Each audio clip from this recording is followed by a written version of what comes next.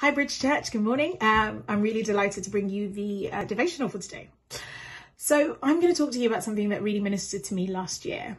And it really got me thinking about my childhood and growing up.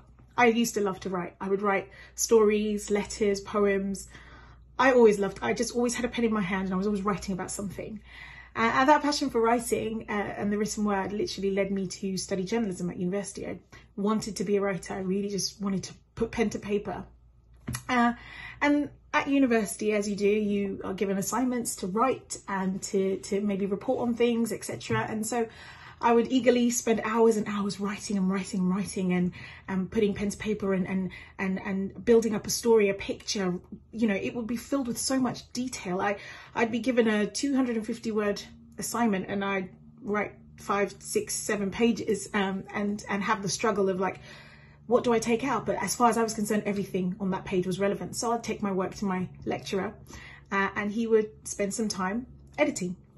And when I'd get my work back, it would be covered in red, like so much red pen. Take this out. This isn't necessary. This is too much information. This isn't needed.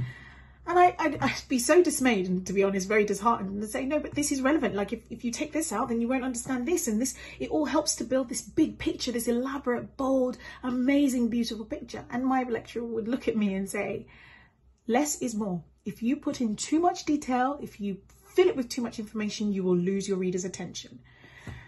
Okay, so less is more. He says, cutting it will add value. At the time, never really fully understood and still probably at times don't really think about how cutting anything would add value.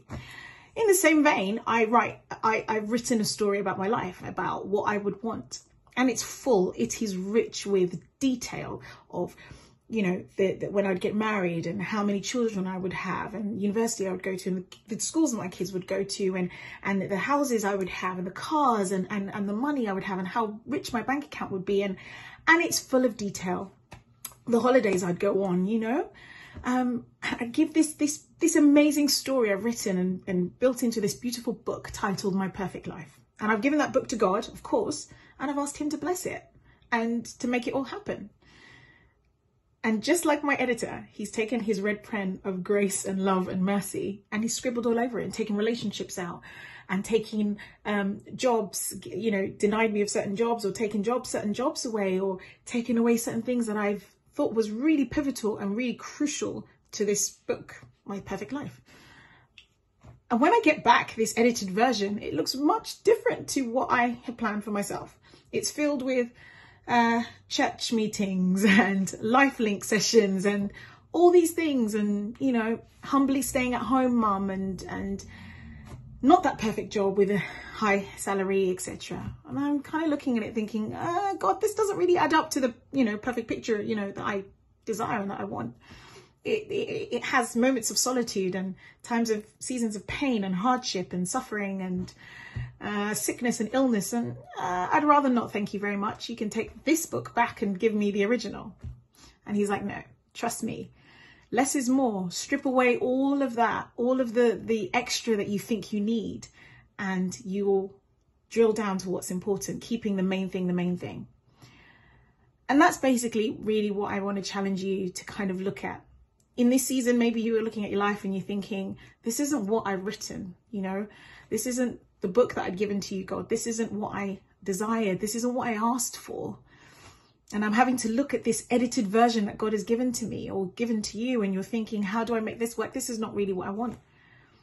But trust him. He is the master editor. He knows exactly what he's doing. He knows what's relevant. He knows what will make your life add value. He knows that by cutting out all of this stuff, stripping it all away, that you'll actually keep the main thing, the most important thing will be the most important thing. And that's what you'll focus on.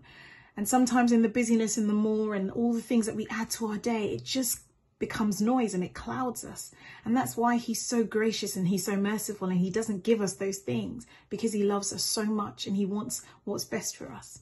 Because he ultimately knows at the end of that book, he knows what matters when you read that final chapter, when you read those last few lines. He knows exactly what's crucial, what's relevant. It's not all the money or the fame, success or anything like that. So think about it today. Think about how you respond to God's edits on your life. And I just leave you with a scripture that says, better is a little with the fear of the Lord than great treasure and turmoil with it. Proverbs 15:16. Have a great day.